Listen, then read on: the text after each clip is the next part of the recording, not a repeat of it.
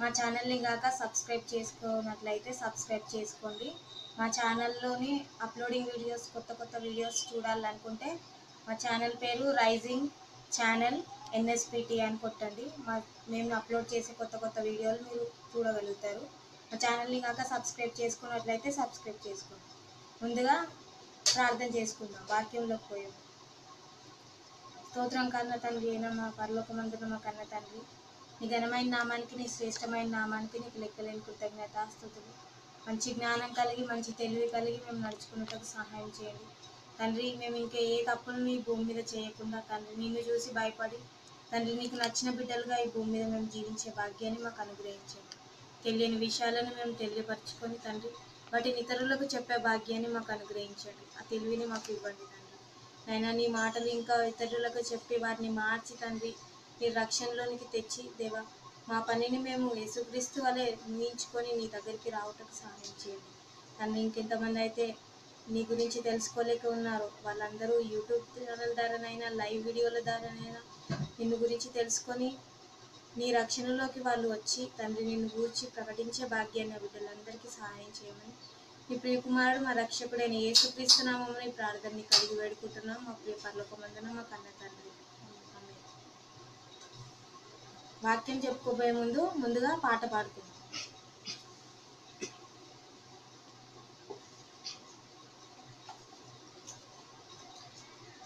ఆఖరి క్షణముకటి బ్రతుకులో ఆగును నీ కొరకు ఏ దినము, ఆఖరి శ్వాసొకటి యాత్రలు ఆగును ఒక క్షణము ఏ గడియో, ఇది చెప్పలేనిది చెప్పిరానిది, చెప్పలేనిది ఇది చెప్పిరానిది. ఆఖరి క్షణమొకటి బ్రతుకులో ఆగును నీ కొరకు ఏ దినమో, ఆఖరి శ్వాసొకటి యాత్రలో ఆగును ఒక క్షణము ఏ గడియో. ఒంటరిగా వచ్చావు, అందరితో బ్రతికావు, నిన్ను కన్నవారే నీకు ప్రాణదాతలన్నావు. ఒంటరిగా వచ్చావు, అందరితో బ్రతికావు, నిన్ను కన్నవారే నీకు ప్రాణదాతలన్నావు. తల్లిదండ్రులు ఇద్దరు కనినా నిన్ను ఆపలేరు ఆ క్షణము, తల్లిదండ్రులు ఇద్దరు కనినా నిన్ను ఆపలేరు ఆ క్షణము. గుండె చప్పుడు ఆగక ముందే తెలుసుకో నిజాన్ని, ఆఖరి గడియే రాకముందే తెలుసుకో సత్యాన్ని. గుండె చప్పుడు ఆగక ముందే తెలుసుకో నిజాన్ని, ఆఖరి గడియే రాకముందే తెలుసుకో సత్యాన్ని. ఆఖరి క్షణమొకటి బ్రతుకులో ఆగును ఒక్కకు ఏ దినమో, ఆఖరి శ్వాసొకటి యాత్రలో ఆగును క్షణము ఏ గడియో. అన్నదమ్ములు అందరూ నీకు అండదండలన్నావు, తొడబుట్టిన వారే నీకు తోడు నీడలన్నావు. అన్నదమ్ములు అందరూ నీకు అండదండలన్నావు, తొడబుట్టిన వారే నీకు తోడు నీడలన్నావు. అభిమానులు ఎందరో ఉన్నా నిన్ను ఆపలేరు ఆ క్షణము, అభిమానులు ఎందరో ఉన్నా నిన్ను ఆపలేరు ఆ క్షణము. గుండె చప్పుడు ఆగక ముందే తెలుసుకో నిజాన్ని, ఆఖరి గడియే రాకముందే తెలుసుకో సత్యాన్ని. గుండె చప్పుడు ఆగక ముందే తెలుసుకో నిజాన్ని, ఆఖరి గడియే రాకముందే తెలుసుకో సత్యాన్ని. ఆఖరి క్షణమొకటి బ్రతుకులో ఆగును నీ కొరకు ఏ దినమో ఆఖరి శ్వాసొకటి యాత్రలో ఆగును ఒక క్షణము ఏ గడియో కట్టుకున్న వారితో నీవు కలిసి విడవనన్నావు నీవు కన్నవారే నీకు కంటి పాపలు అన్నావు కట్టుకున్న వారితో నీవు కలిసి విడవనన్నావు నీవు కన్నవారే నీకు కంటి పాపలు అన్నావు నీ వారే ఎందరో ఉన్నా నిన్ను ఆపలేరు ఆ క్షణము నీ వారే ఎందరో ఉన్నా నిన్ను ఆపలేరు ఆ క్షణము గుండె చప్పుడు ఆగక ముందే తెలుసుకో నిజాన్ని ఆఖరి గడియే రాకముందే తెలుసుకో సత్యాన్ని గుండె చప్పుడు ఆగక ముందే తెలుసుకో నిజాన్ని ఆఖరి గడియే రాకముందే తెలుసుకో సత్యాన్ని ఆఖరి క్షణమొకటి బ్రతుకులో ఆగును నీ కొరకు ఏ దినమో ఆఖరి శ్వాసొకటి యాత్రలో ఆగును ఒక క్షణము ఏ గడియో ఆత్మవైనా నీవు విడవాలి మట్టి దేహమును ఆత్మ అయిన దేవుడు చేశాడు నీకు ఆ పరమును ఆత్మవైన నీవు విడవాలి మట్టి దేహమును ఆత్మ అయిన దేవుడు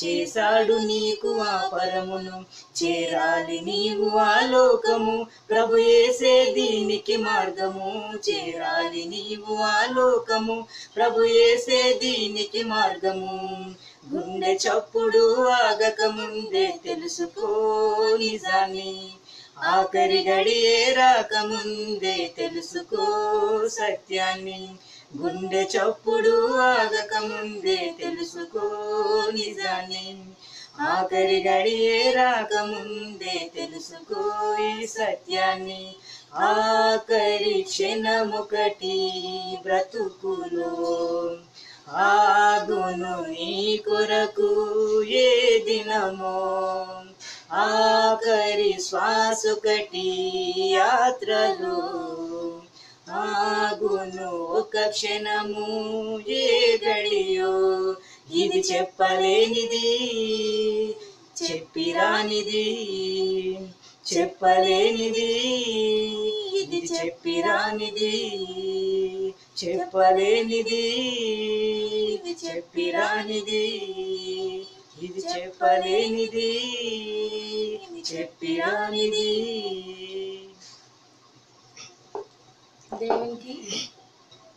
దేవుని పేరట మీ అందరికీ నా శుభాభివందనాలు. ఈరోజు ఒకటి చక్కటి విషయాన్ని మనం తెలుసుకుందాం. మంచి అంశం గురించి ఈరోజు మనం మాట్లాడుకుందాం. అదేంటంటే ముందుగా ప్రార్థన చేసుకుందాం. స్తోత్రం పరలోకమందున మా కన్న తండ్రి, నీ ఘనమైన నామానికి, నీ శ్రేష్టమైన నామానికి నీకు లెక్కలేని కృతజ్ఞత స్తుతులు దేవా. మంచి జ్ఞానం కలిగి మంచి బిడ్డలుగా మేము భూమి మీద బ్రతికి మా బ్రతుకును కొనసాగించుకున్నట్టుకు సహాయం చేయండి. ఈరోజు ఒక మంచి విషయాన్ని మాట్లాడబోతుండగా తండ్రి, చెప్పే ధైర్యాన్ని మంచి జ్ఞానాన్ని నాకు అనుగ్రహించండి. వినగలిగే శక్తిని వినేవారికి సహాయం చేయండి తండ్రి.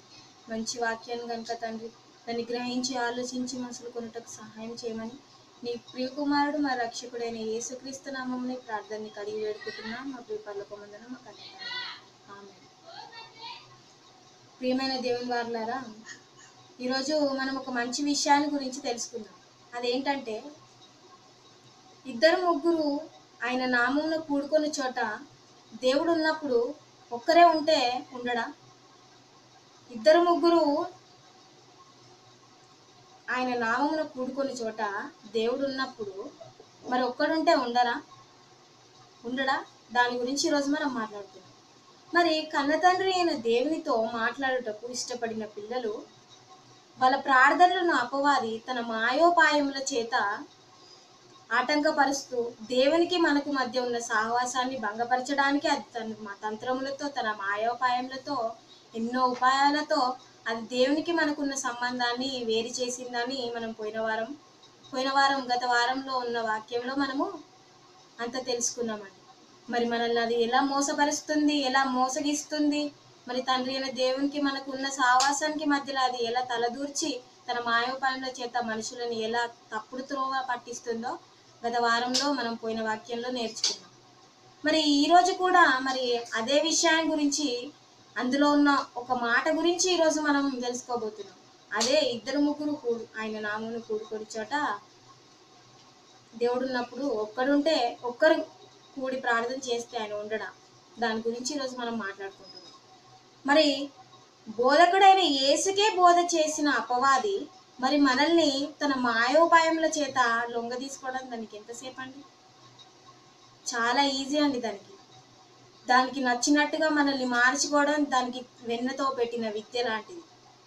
మరి అది యేసు ప్రభు బోధకుడైన వాడికే బోధన చెప్పింది. అది మత్తయి సువార్త 4వ అధ్యాయం 1-6 వచనాల వరకు చూసుకున్నట్లయితే మనకు తెలుస్తుంది. చూడండి, మత్తయి 4వ అధ్యాయం 1-6 వచనాలు. అప్పుడు యేసు అపవాది చేత శోధింపబడుటకు ఆత్మ వలన అరణ్యమునకు కొనిపోబడెను. 40 దినములు 40 రాత్రులు ఉపవాసం ఉండిన పిమ్మట ఆయన ఆకలిగొనగా ఆ శోధకుడు ఆయన యొద్దకు వచ్చి, నీవు దేవుని కుమారుడవైతే ఈ రాళ్ళు రొట్టెలగునట్లు ఆజ్ఞాపించుమనెను.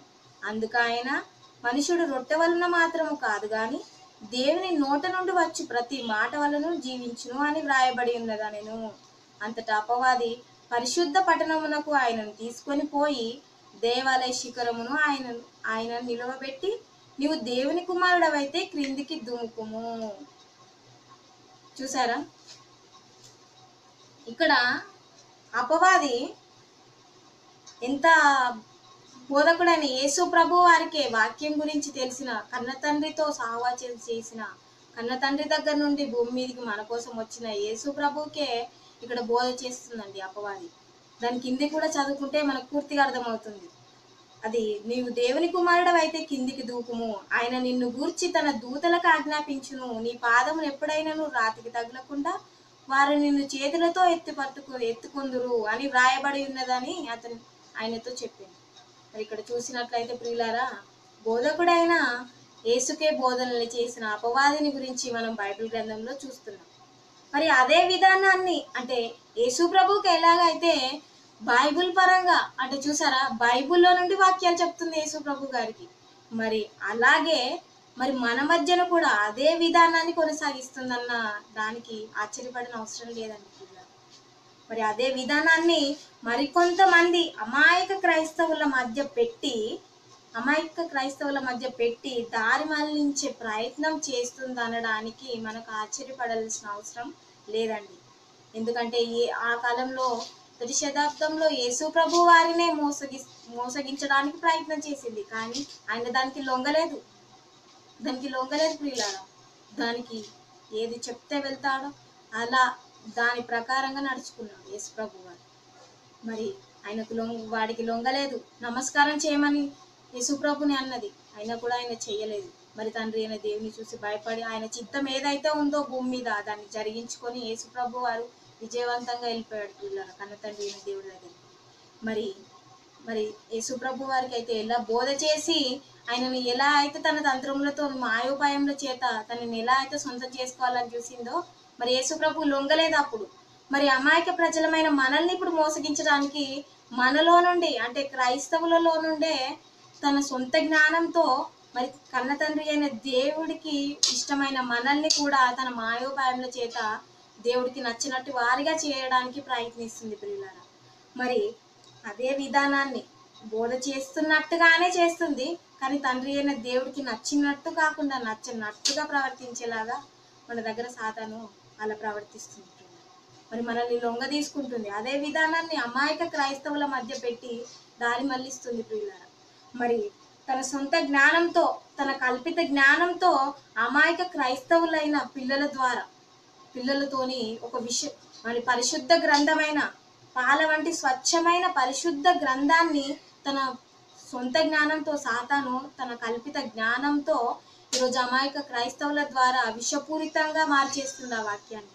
అంటే దేవుడి వాక్యాన్ని చెప్తున్నామని చెప్తున్నారు తప్ప మరి అది నిజమా కాదా, మరి అది ఎంతవరకు వాక్యంలో ఉన్న రెఫరెన్సులు వాళ్ళు చూపిస్తున్నారు, మరి ఎంతవరకు బైబిల్ ప్రకారంగా వాళ్ళు మాట్లాడుతున్నారు అని దాన్ని గ్రహించకుండా వాళ్ళని ఒక విషపూరితంగా వాక్యాన్ని మార్చేస్తుంది. పాల వంటి స్వచ్ఛమైన వాక్యాన్ని వాళ్ళు దేవుడికి నచ్చినట్టు కాకుండా దాన్ని రివర్స్లో చేసి మన క్రైస్తవ బిడ్డల నుండే అది మొదలు పెడుతుంది పిల్లలు.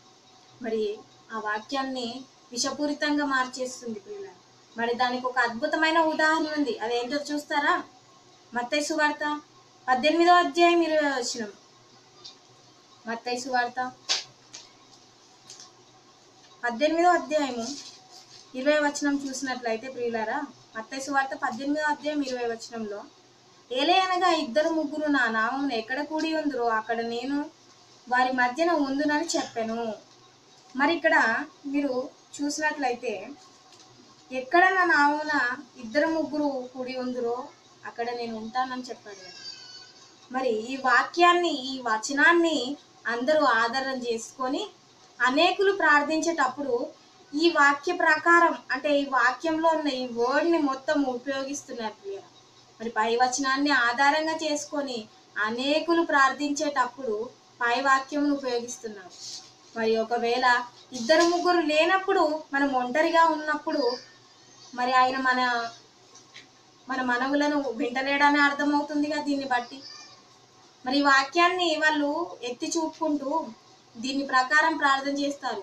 దేవా 2-3 కూడిన చోటను ఉంటానన్న దేవుడవు అని ప్రార్థన చేస్తారు కదా పిల్లారా. మరి 2-3 కూడిన చోటనే యేసు తండ్రి అయిన దేవుడు ఉన్నప్పుడు మరి వాళ్ళ ప్రార్థన విన్నప్పుడు మరి ఒక్కరుంటే వినడా? ఒక్కరు ఒంటరిగా ప్రార్థన చేసినప్పుడు తండ్రి అయిన దేవుడు మన మనవులను వినడా? మరి అదే అర్థమవుతుంది కదా పిల్లారా. మరి బోధకులు చెప్తున్నారు అలాగే ఈ వాక్యాన్ని అర్థం చేసుకుంటలేరు, పరిశీలిస్తలేరు. దాన్ని ఎందుకు వాడాడు తండ్రి అయిన దేవుడు, ఎందుకు చెప్పాడు, మరి ఆ వాక్యంకి పైన కానీ కింద కానీ రెఫరెన్స్లు ఉంటాయి కదా. మరి ఆ వాక్యం పైన నుండి చదువుకుంటూ ఫస్ట్ నుండి వస్తే అంత మాత్రం తెలివి లేకుండా జీవిస్తున్నారు క్రైస్తవ బిడ్డలు. మరి అలా చేస్తుంది అపవాది. మరి 2-3 లేనప్పుడు, మనం ఒంటరిగా ఉన్నప్పుడు ప్రార్థించినప్పుడు ఆ సమయమున దేవుడు అక్కడ ఉండదనే అర్థమవుతుంది కదా మనకు దీన్ని బట్టి చూస్తే. మరి ప్రార్థించిన వారి మధ్య దేవుడు ఉండుటకు కనీసం 2-3 కావాలా ప్రియులారా? మనం ప్రార్థించేటప్పుడు 2-3 ఉండాలని దేవుడు కోరుచున్నాడా? మరి అదే ఆయన కోరిక అయితే ఒంటరిగా ఉన్నప్పుడు మనం ప్రార్థించే వారి దగ్గర దేవుడు ఉండడనే అర్థమవుతుంది కదా. మరి దీన్ని జాగ్రత్తగా పరీక్షించి దీన్ని ఆలోచించండి పిల్లలు. మరి వాక్యాన్ని ఎందుకు చెప్పాడు, మరి ఈ వాక్యం ప్రకారం మనం ఎలా ఉండాలి, మరి దీన్ని ఎందుకు ఎత్తి చూపుతున్నాడు ఇంతగానం? 2-3 ఆయన నామమున కూడుకొని చోట దేవుడు ఉంటాడని ఎందుకు చెప్తున్నాడు, మరి దీన్ని ఏ ఆధారంగా చెప్తున్నాడు, దాన్ని మనం ఆలోచించాలి. బైబిల్ మనకు ఊరికే రాయబడలేదు ప్రియులారా, దాన్ని ఆలోచించడానికి మనకి రాశాడు. అందుకే ఒక్కటే దగ్గర ఉండదు మనకు బైబిల్. మీరు పరీక్షించి చూసినట్లయితే ఒక్క దగ్గర ఉండవు అన్ని రెఫరెన్స్లు. ఒక చోట ఇక్కడ, ఒక చోట అక్కడ ఉంటుంది. ఎందుకంటే మనం దాన్ని తనువులాడి వెతికి దాన్ని అర్థం చేసుకోవాలని తండ్రి అయిన దేవుడు దీన్ని మనకు రాయించి ఇచ్చాడు. మరి మనం అలా ఉన్నామా, అలా నేర్చుకుంటున్నామా లేదా ఆలోచించండి. మరి ప్రార్థించిన వారి మధ్య దేవుడు ఉండుట కనీసం 2-3 కావాలంటారా? మరి దేవుడు అదే కోరుకుంటున్నాడా? మరి అదే కోరుకున్నట్లయితే మరి ఒంటరిగా ప్రార్థించి వారి దగ్గర ఉండడనే అర్థమవుతుంది కదా ప్రియులారా.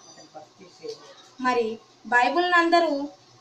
బైబిల్లో ఉన్న వాళ్ళు అంటే మన పితరులు, ఫస్ట్ నుండి పితరులు మొదలుకొని నేటి మన ప్రభు అయిన యేసుక్రీస్తు వరకు కూడా ఏకాంతం అంటే ఒంటరిగా ప్రార్థన చేశారు ప్రియులారా. మరి ప్రార్థన చేసి వచ్చారు వాళ్ళు ప్రతిదినము. వాళ్ళు ఏకాంతంగా మన పితరులు కానీ మన ప్రభు అయిన యేసుక్రీస్తు ప్రభు వారు కానీ ఒంటరిగా ఏకాంతంగా కూడి ప్రార్థించి వచ్చారు. మరి వారందరి ప్రార్థనలు వినుటకు అక్కడ తండ్రి అయిన దేవుడు వారి వద్ద లేడనే ఈ విషయాన్ని చెప్పవచ్చు. మరి దీన్ని ఆలోచిస్తున్నారా? ఆలోచించండి. మరి తండ్రి అయిన దేవుడు ఈ విషయాన్ని ఎందుకు బైబిల్లో రాయించాడు? మరి దీని గురించి తెలుసుకోవాల్సిన అవసరం మనకి ఏముందో దీని గురించి ఆలోచించండి ఒకసారి. మరి ప్రియులారా, బైబిల్లో ప్రయోగించబడిన వాక్యాలు అంటే వచనాలని సందర్భాలని ఎరగని వారున్నంత కాలము అపవాది వారి ద్వారా తన పనులను నిరాటకంగా అంటే ఎంతో సులువుగా క్రైస్తవ బిడ్డల మధ్య జరిగించుచు వారిని జనములనుగా మొత్తం అందరినీ ప్రపంచాన్ని మొత్తం మోసగించుచూ వస్తుందని మనకు అర్థమవుతుంది ప్రియులారా. మరి మన పితరులు మొదలుకొని ప్రభు అయిన యేసుక్రీస్తు వరకు ఒంటరిగా ప్రార్థించుచూ వచ్చారు కదా. మరి మన బోధకులు ఎందుకు అలా చెప్తున్నారు? బోధకులు చెప్పేవారు కూడా బైబిల్ని చదవలేదని అర్థమవుతుంది, దాన్ని ఆలోచించట్లేదని మనకు అర్థమవుతుంది.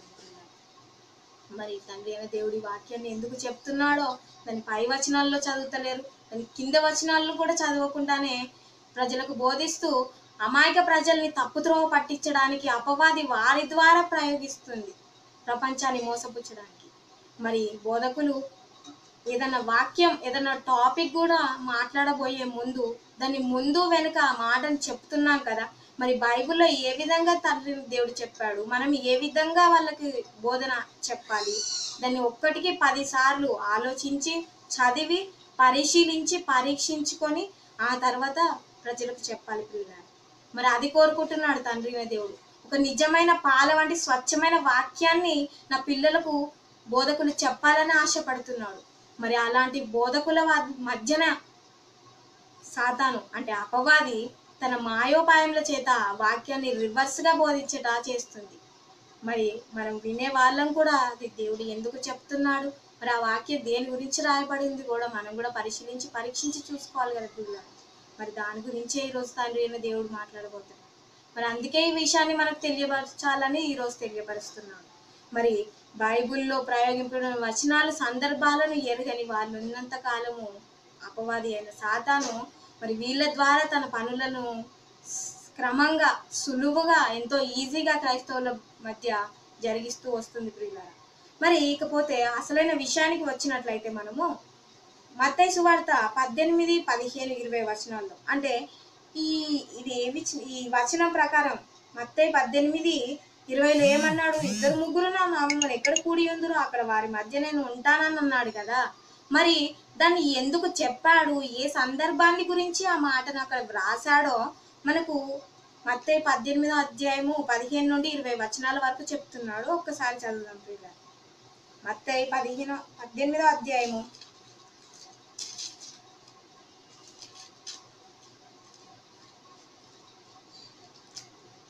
మత్తయి 18వ అధ్యాయము 15 నుండి 20 వచనాలు ప్రియులారా, జాగ్రత్తగా చూడండి.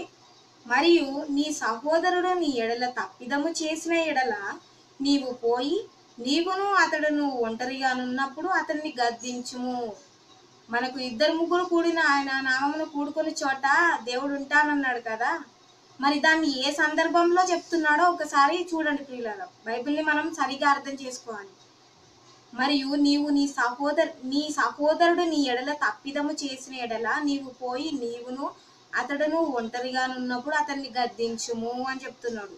అతడు నీ మాట వినని ఎడల నీ సహోదరుని సంపాదించుకొంటివి. అతడు వినని ఎడల 2-3 సాక్షుల నోట ప్రతి మాట స్థిరపరచబడినట్లు నీవు ఒకరినిద్దరిని వెంటబెట్టుకొని అతని యొద్దకు పొమ్ము. అతడు వారి మాటయు వినని ఎడల ఆ సంగతి సంఘమునకు తెలియజెప్పు. అతడు సంఘపు మాటయు వినని ఎడల అతని నీకు అన్యునిగాను సుంకరిగాను ఎంచుకొనుము. మరి ఇక్కడ మీరు జాగ్రత్తగా పరిశోధించి చూసినట్లయితే ప్రియులారా, మరి ఈ మాటను ఎందుకు చెప్తున్నాడు? 2-3 నా నామం ఎక్కడ కూడి ఉందరో అక్కడ వారి మధ్య నేను ఉంటానని చెప్పాడు కదా. మరి ఆ మాటను పై వచనాల్లో ఎందు గురించి చెప్తున్నాడో మనకు అర్థమైంది. మరి ఎందు గురించి చెప్తున్నాడు అంటే, మరి ఆ వచనాల వరకు పరిశోధిస్తే సంఘంలో ఒక సహోదరుని ఎడల మరి ఒక సహోదరుడు తప్పిదం చేసిన ఎడల, అంటే సంఘంలో ఒక సహోదరుడు ఉన్నాడు అనుకోండి, ఆ సహోదరుని పట్ల ఇంకొక సహోదరుడు తప్పిదము చేసిన ఎడల నేరము చేసిన వ్యక్తిని అంటే విచారించడానికి, నేరం మోపబడిన వ్యక్తిని విచారించడానికి అతడు ఒంటరిగా ఉన్నప్పుడు గద్దించాలని వాక్యం బోధిస్తుంది ప్రియులారా. మరి ఒక సహోదరుని మీద మరి ఒక సహోదరుడు తప్పిదము చేసిన ఎడల ఆ నేరం చేసిన ఆ సహోదరుని ఒంటరిగా ఉన్నప్పుడు గద్దించాలని వాక్యం బోధిస్తుంది ప్రియులారా. మరి ఒకవేళ ఆ గద్దింపునకు లోబడిన ఎడల ఇద్దరు ముగ్గురు సాక్షులు కావాలని సాక్షుల నోట అంటే ఇద్దరు ముగ్గురు సాక్షులను అరేంజ్ చేసుకొని వాళ్ళ నోట ప్రతి మాట స్థిరపరచబడినట్లుగా ఒకరినిద్దరిని వెంట పెట్టుకొని అతని యొద్దకు పోయి చెప్పాలని ఇక్కడ బైబిల్ మనకు తెలియజేస్తుంది. మరి సాక్షులతో వచ్చి చెప్పిన ఎడల అతను విననప్పుడు అంటే ఇతను ఒంటరిగా ఉన్నప్పుడు చెప్పినప్పుడు వినకపోతే ఇద్దరు ముగ్గురు సాక్షుల్ని తీసుకెళ్ళమంటున్నాడు. మరి ఆ సాక్షులు కూడా చెప్పినప్పుడు అతను వినకపోతే అది సంఘమునకు వదిలిపెట్టేయాలని చెప్తున్నాడు.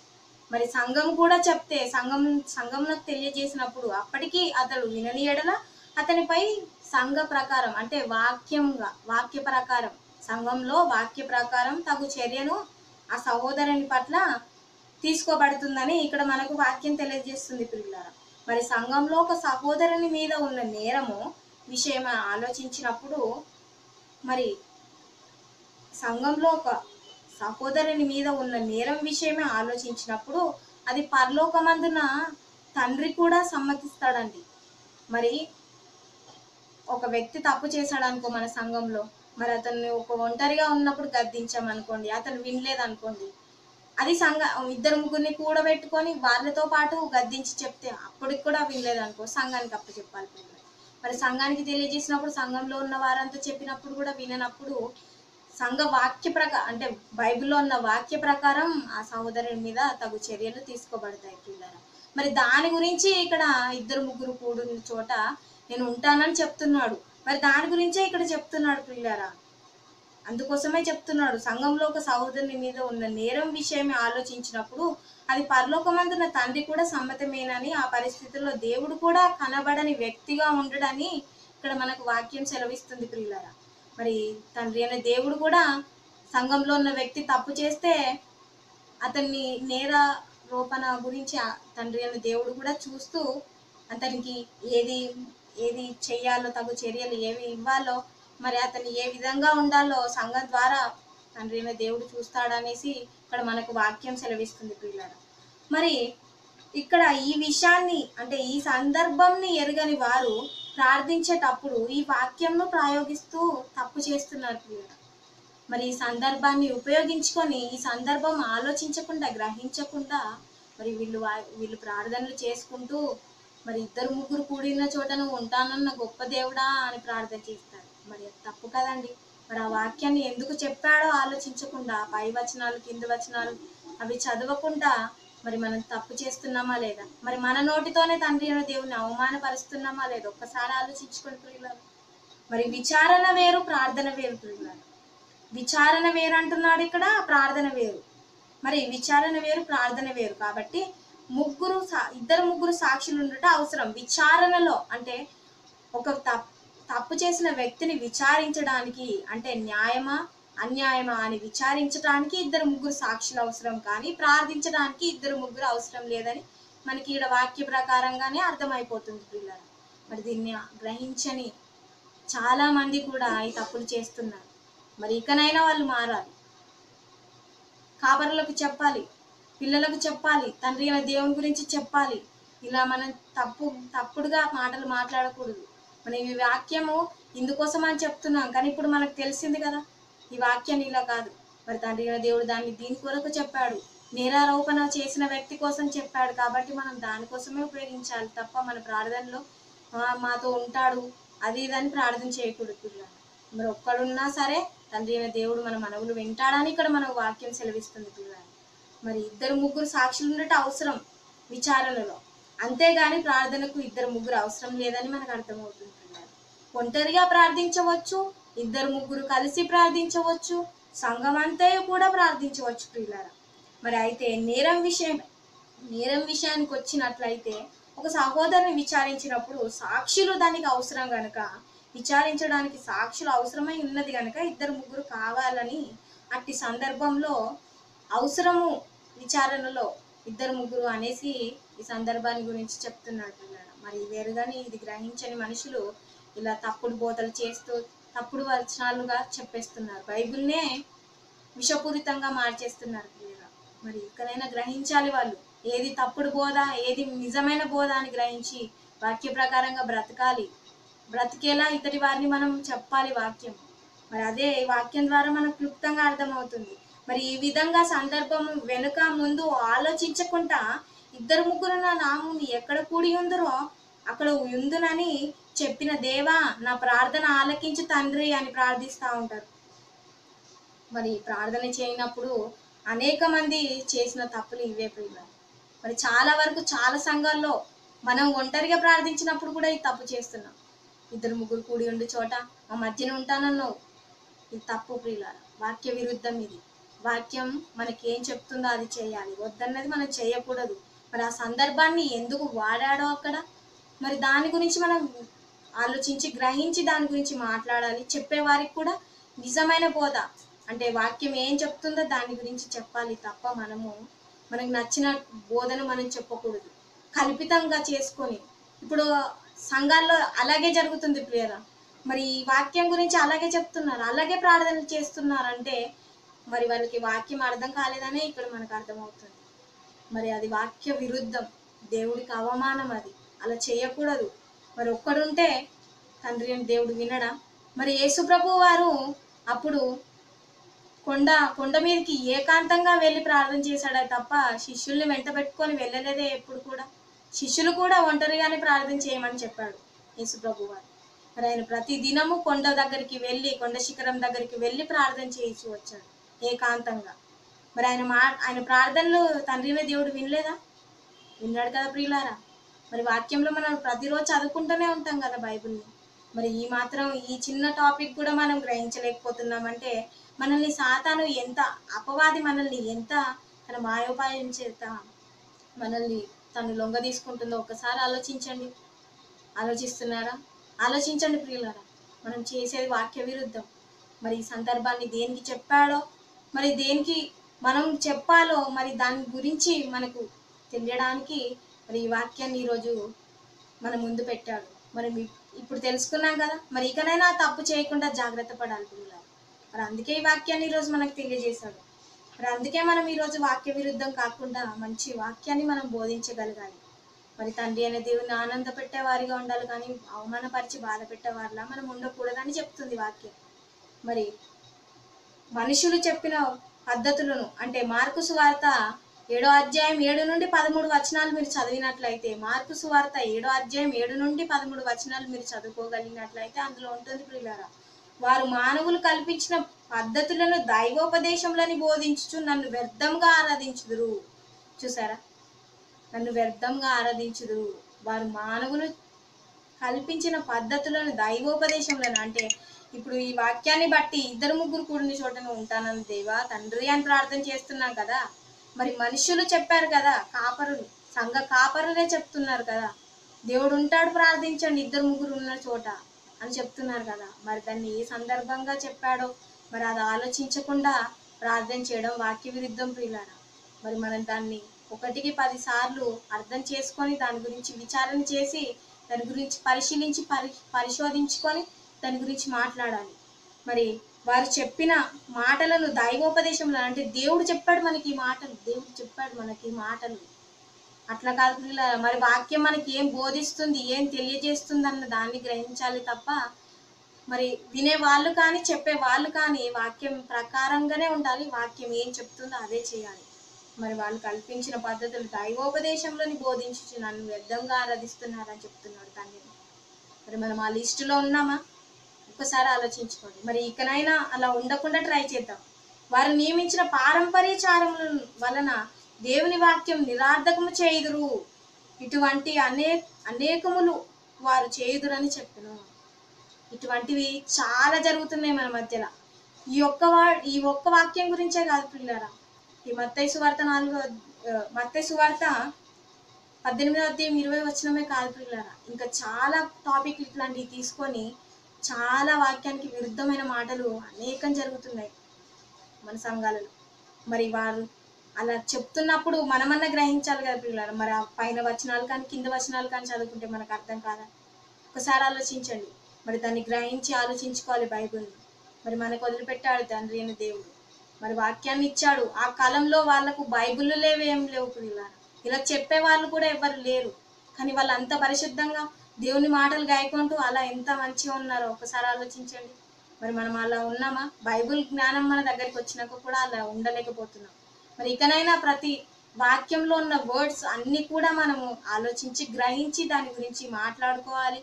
మరి దాని గురించి పరిశీలించి పరిశోధించుకొని మనం గ్రహించి మాట్లాడుకోవాలి పిల్లలు. మరి దాన్ని ఆలోచించండి. మరి ఇక నుండైనా ఈ తప్పును మనం చేయకుండా, మరి ఇంకెంతమంది అయితే ఇలా ప్రార్థన చేస్తున్నారో వాళ్ళ వాక్య విరుద్ధం కనుక ఇకనైనా అట్లాంటివి చేయకుండా జాగ్రత్త పడేది పిల్లలు. మరి దేవుని ఆనంద పెట్టే వారిగానే మనం ఉండాలి. మరి చిన్న వాక్యాన్ని దేవుడు దించి ఉన్నాడు. ప్రార్థన చేసుకున్నాం. స్తోత్రం పరలోకమందున మా కన్న తండ్రి, నీ ఘనమైన నామానికి, నీ శ్రేష్టమైన నామానికి నీకు లెక్కలేని కృతజ్ఞతాస్తుతులు దేవా. మరి మంచి వాక్యాన్ని ఈరోజు మాకు నేర్పించారు. మరి ఈ జ్ఞానం కలిగిన బిడ్డల్లా మేము బ్రతుకుటకు సాయం చేయండి. మేము బ్రతుకు దినములన్నీ నీ కొరకే తప్ప చెడు కార్యక్రమాలకు, చెడు ఆలోచనలకు పోకుండా సాయం చేయండి. మంచి జ్ఞానం కలిగి, మంచి తెలివి కలిగి బ్రతుకుటకు సాయం చేయండి. ఇవే కాకుండా తండ్రి, ఇంకా కొత్త కొత్త విషయాలు మేము తెలుసుకొని తండ్రి, మేము ఇంకా దేనికైతే లోబడకుండా ఉండాలో తండ్రి, దానికి లోబడకుండా ఉండుటకు సహాయం చేయండి. అపవాది తన మాయోపంలో చేసి తన సొంత కల్పిత జ్ఞానంతో వాళ్ళని మోసపరచడానికి ట్రై చేస్తుంది. మరి దానికి లొంగకుండా తండ్రి, నీ వాక్య ప్రకారంగా మేము జీవించుటకు సహాయం చేయమని నీ ప్రియకుమారుడు మా రక్షకుడైన యేసుక్రీస్తు నామమున ప్రార్థన కడిగి వేడుకుంటున్నాం. మా ప్రియ పరలోకమందున మా కన్న తండ్రి. ఆమేన్.